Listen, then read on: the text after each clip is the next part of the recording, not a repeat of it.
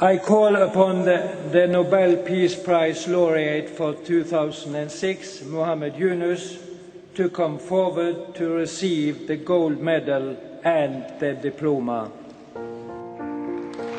10 December 2006 Bangladesh থেকে এই প্রথম যৌথভাবে ডক্টর মোহাম্মদ ইউনুস এবং গ্রামীণ ব্যাংককে নোবেল পুরস্কার দেওয়ার ঘোষণা এলো।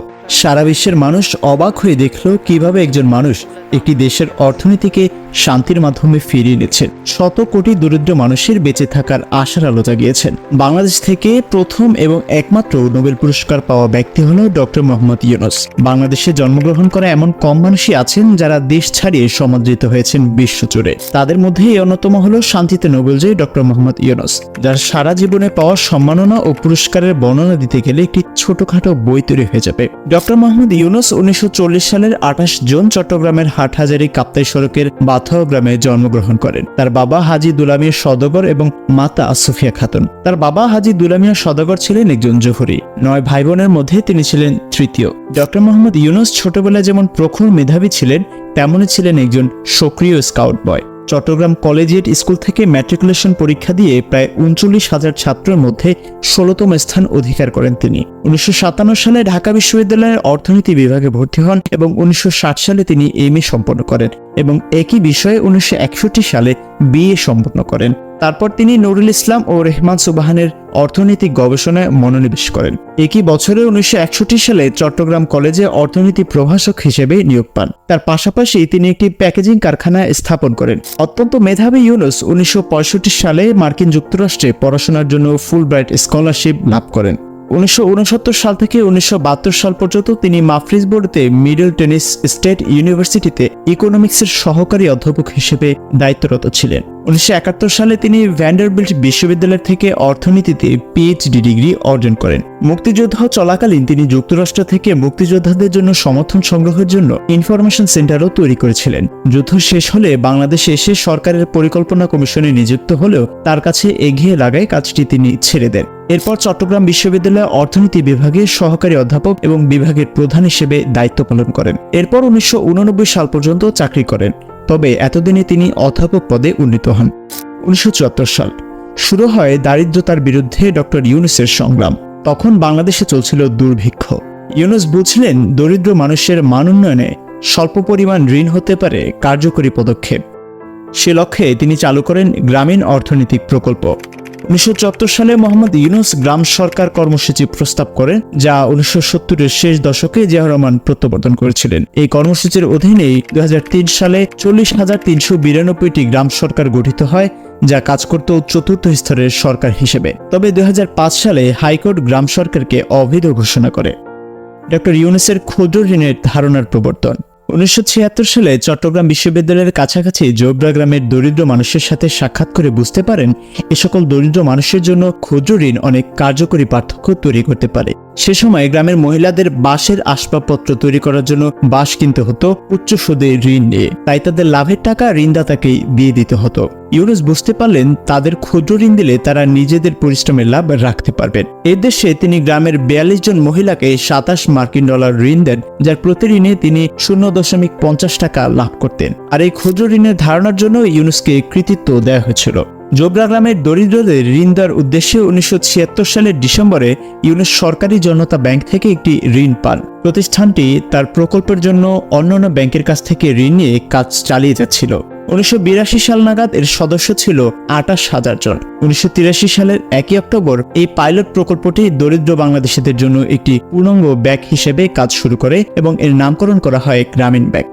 জুলাই 2007 নাগাদ গ্রামীণ ব্যাংক 7.4 মিলিয়ন ঋণ গ্রহীতাদের জন্য $6.38 বিলিয়ন মার্কিন ইস্যু করেছিলেন। সলিডারিটি গ্রুপ নামক একটি সিস্টেম ব্যবহার করে ব্যাংকটি ঋণ পরিশোধ নিশ্চিত করেছিল। মোহাম্মদ ইউনুস গ্রামীণ ব্যাংক গঠনের কারণ সম্পর্কে বলেছিলেন, 1974 সালে দেশে দুর্ভিক্ষ দেখা দেয়। মানুষ অনাহারে মারা যাচ্ছিল এবং খাওয়ার জন্য পর্যাপ্ত খাবার পাচ্ছিল না। এটি ছিল চারপাশে দেখা এক ভয়াবহ পরিস্থিতি। অর্থনীতির মনোমুগ্ধকর তত্ত্ব পড়ায় এখানে সেটির অভিজ্ঞতা ছিল ভয়াবহ। সেই তত্ত্বগুলো সেই মুহূর্তে ক্ষুধার্ত মানুষের কোনো কাজেই না। তাই আমি দেখতে চেয়েছিলাম যে একজন ব্যক্তি, একজন মানব হিসেবে আমি কিছু মানুষের জন্য কি কাজে আসতে পারি। এরপর থেকেই গ্রামীণ ব্যাংকের বিভিন্ন প্রকল্পের আওতায় তৈরি হয় নানা সংস্থা। 2006 সালে অর্থনৈতিক ও সামাজিক উন্নয়ন প্রতিষ্ঠার জন্য ডক্টর মোহাম্মদ ইউনুস এবং গ্রামীণ ব্যাংককে যৌথভাবে শান্তিতে নোবেল দেওয়া হয়। ডক্টর মোহাম্মদ ইউনুসকে নোবেল দেওয়ার পক্ষে সবচেয়ে জোরালো সমর্থন দিয়েছিলেন সাবেক মার্কিন প্রেসিডেন্ট বিল ক্লিন্টন। তিনি তার আত্মজীবনীতে ইউনুস সম্পর্কে লিখেছিলেন। 2002 সালে ক্যালিফোর্নিয়া বিশ্ববিদ্যালয়ের দেওয়া একটি ভাষণে তিনি বলেন, একজন ব্যক্তি হিসেবে ডক্টর মোহাম্মদ ইউনুস অনেক আগে নোবেল পুরস্কার পাওয়া উচিত ছিল এবং আমি এই কথা বলতেই থাকব যতক্ষণ না তারা অবশেষে তাকে এটি দেওয়া হয়।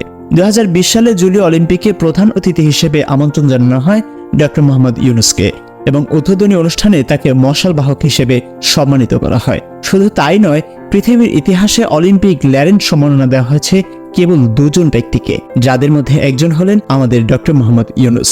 এছাড়াও ডক্টর মোহাম্মদ ইউনুস বিশ্বের বড় বড় ইউনিভার্সিটি থেকে প্রায় 48টি সম্মানসূচক ডিগ্রি লাভ করেন।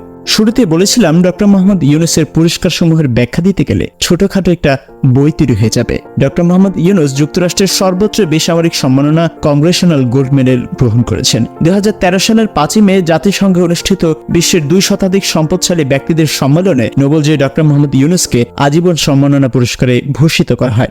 ডক্টর ইউনুসের পুরস্কার ঝুলিতে রয়েছে 10টি দেশের রাষ্ট্রীয় সম্মাননা সহ 33টি দেশ থেকে পাওয়া প্রায় 145টি পুরস্কার। এর মধ্যে উল্লেখযোগ্য রয়েছে 1978 সালে পাওয়া প্রেসিডেন্ট অ্যাওয়ার্ড, 1984 সালে পাওয়া রামন ম্যাগসেস পুরস্কার, 1987 সালে পাওয়া স্বাধীনতা পুরস্কার, 1993 সালে যুক্তরাষ্ট্র হতে পাওয়া মানব হৈতশনা পুরস্কার, 1994 সালে যুক্তরাষ্ট্র হতে পাওয়া বিশ্ব খাদ্য পুরস্কার, 1997 সালে যুক্তরাষ্ট্র হতে পাওয়া বিশ্ব ফোরাম পুরস্কার। 2024 সালে বাংলাদেশে ছাত্র জনতার গণ আন্দোলনের ফলে শেখ হাসিনা সরকারের পদত্যাগ করলে ডক্টর মোহাম্মদ ইউনুস বাংলাদেশের অন্তর্বর্তীকালীন সরকারের প্রধান উপদেষ্টা হিসেবে দায়িত্ব গ্রহণ করেন। যদিও এই পদে তিনি এর আগেও কয়েকবার দায়িত্ব গ্রহণের অফার পেয়েছিলেন এবং করেছিলেন। 1996 সালে সাবেক প্রধান বিচারপতি মোহাম্মদ হাবিবুর রহমানের নেতৃত্বে গঠিত তত্ত্বাবধায়ক সরকারের প্রধান উপদেষ্টা হিসেবে দায়িত্ব পালন করেন ডক্টর মোহাম্মদ ইউনুস। তিনি প্রাথমিক ও গণশিক্ষা মন্ত্রণালয়, বিজ্ঞান ও প্রযুক্তি মন্ত্রণালয় এবং পরিবেশ ও বন মন্ত্রণালয়ের দায়িত্বে ছিলেন। রাজনৈতিক জীবনেও ডক্টর মোহাম্মদ ইউনুসের অবদান রয়েছে। 2007 সালে যখন বিএনপি ও আওয়ামী লীগের রাজনৈতিক অবস্থা চরম অবনতির দিকে, তখন ডক্টর মোহাম্মদ ইউনুস একটি রাজনৈতিক দল প্রতিষ্ঠার কথা বলেন, যার উদ্দেশ্য হচ্ছে রাজনৈতিক সদিচ্ছা, সঠিক নেতৃত্ব ও সুশাসন প্রতিষ্ঠা করা। তারপর তিনি নাগরিক শক্তি নামে একটি রাজনৈতিক দল প্রতিষ্ঠা করতে চেয়েছিলেন, যদিও পরবর্তীতে সে পরিকল্পনা বাতিল করে দেন। 2007 সালের জুলাইয়ে দক্ষিণ আফ্রিকার জোহানেসবার্গে নেলসন ম্যান্ডেলা, গ্রাসা ম্যাচেল এবং ডেসমন্ড টুটু বিশ্ব নেতাদের সমন্বিত একটি গ্রুপ করেন। তাদের উদ্দেশ্য ছিল বিশ্বব্যাপী কঠিন সমস্যাগুলো সমাধানের জন্য তাদের প্রজ্ঞা, স্বাধীন নেতৃত্ব এবং সততার মাধ্যমে অবদান রাখা। এছাড়া তিনি আফ্রিকা প্রোগ্রেস প্যানেল APP এর সদস্য, একটি 10 জন বিশিষ্ট ব্যক্তিদের গ্রুপ যারা আফ্রিকার ন্যায়সঙ্গত এবং টেকসই উন্নয়নের পক্ষে উচ্চ পর্যায়ে প্রচারণা চালায়। Doctor Mohammad Yunus Netherlands develop অর্গানাইজেশনের আন্তর্জাতিক উপদেষ্টা বোর্ডের সদস্য ছিলেন এবং তিনি বিশ্বব্যাপী অনেক বড় বড় রাজনৈতিক দলের সাথে যুক্ত ছিলেন। এত কিছুর পরেও ডক্টর মোহাম্মদ ইউনুসের বিরুদ্ধে ছিল 174টি মামলা, যা শুধুমাত্র বাংলাদেশ থেকেই দেওয়া হয়েছিল এবং এর পিছনে একটি বড় কারণ ছিল রাজনৈতিক স্বার্থ। তাকে সুদঘর তাকমা দেওয়ার পেছনে প্রধান ছিল শেখ হাসিনা এবং ভারত ও মেক্সিকোর কিছু লাভজনক ক্ষুদ্র ঋণ প্রতিষ্ঠান। তার বিরুদ্ধে মামলা তদন্ত করলে বেশিরভাগই দেখা যায় তার রাজনৈতিক উদ্দেশ্যের ভিত্তিতে দেওয়া হয়েছে, যার কারণ হতে পারে 2007 সালের শুরুর দিক থেকে শেখ হাসিনা এবং ইউনুসের মধ্যে কঠিন সম্পর্ক, যখন ইউনুস নিজের একটি রাজনৈতিক দল গঠন করতে চেয়েছিলেন, যদিও তিনি 2007 সালে মে মাসে সেই প্রচেষ্টা বাদ দেন। শেখ হাসিনার আওয়ামী লীগ সরকার গ্রামীণ ব্যাংক ও ইউনুসের বিরুদ্ধে প্রচারণা চালায়। দ্য নিউ ইয়র্ক টাইমস জানিয়েছে, তার কর্মকাণ্ডে মনে হয়েছে মিস্টার ইউনুসের 2007 সালে রাজনীতিতে আসার ঘোষণার প্রতিশোধ, যদিও তিনি কখনোই তার পরিকল্পনা বাস্তবায়ন করেননি। টাইমস অফ ইন্ডিয়া অনুযায়ী ইউনুসের বিরুদ্ধে তার সিদ্ধান্তে আরেকটি বিষয়ে প্রভাব ফেলেছিল নোবেল শান্তি পুরস্কার। হাসিনা মনে করতেন যে 1997 সালের পার্বত্য চট্টগ্রাম শান্তি চুক্তি স্বাক্ষরের জন্য তিনি নোবেল শান্তি পুরস্কার পাবেন। এর আগে 2007 সালে যখন ডক্টর মোহাম্মদ ইউনুস তৎকালীন তত্ত্বাবধায়ক সরকারের প্রধান উপদেষ্টা ফখরুদ্দিন আহমেদের দুর্নীতি দমন ও অবাধ নিরপেক্ষ নির্বাচন অনুষ্ঠিত করার ঘোষণার সমর্থন দিয়েছিলেন, তখন শেখ হাসিনা ডক্টর ইউনুস সম্বন্ধে বলেছিলেন যে তিনি একজন সুদখোর, যিনি শুধু দারিদ্রতাকে দূর করতে ব্যর্থ হননি, বরং দারিদ্রকে লালন পালন করেছিলেন। এটি ছিল ইউনুসের বিরুদ্ধে শেখ হাসিনার প্রথম সার্বজনীন বক্তব্য। এরপর শেখ হাসিনা ক্ষমতায় আসার পর থেকে ডক্টর ইউনুসকে অগণিত মিথ্যা মামলা দেওয়া শুরু করে। 2024 সালে শেখ হাসিনা সরকারের পতন হলে তার বিরুদ্ধে দেওয়া সর্বশেষ মামলা দুর্নীতি ও শ্রম আইন লঙ্ঘনের মামলার অবসান ঘটিয়ে বাংলাদেশের অন্তর্বর্তীকালের সরকারের প্রধান উপদেষ্টা হিসেবে দায়িত্ব নেন তিনি। বিশ্বব্যাপী বাঙালিদের মধ্যে এমন একজন লোকই রয়েছেন যার খ্যাতি ছড়িয়েছে বিশ্বজুড়ে। তাই তো বাংলাদেশের তরুণদের প্রথম পছন্দ হচ্ছেন ডক্টর মোহাম্মদ ইউনূস। এই নতুন প্রজন্ম বিশ্বাস করে বাংলাদেশের পুনর্গঠনে তার চেয়ে যোগ্য কেউ হতে পারে না। এই মানুষটি পারেন বাংলাদেশের মানুষের সুদিন নিয়ে আসতে। আমরা আশা করি ডক্টর মোহাম্মদ ইউনূস একজন সৎ ব্যক্তি এবং তিনি সকল অপরাধীদের শাস্তির ব্যবস্থা করবেন এবং দুর্নীতির বিরুদ্ধে কার্যকর পদক্ষেপ নেবেন।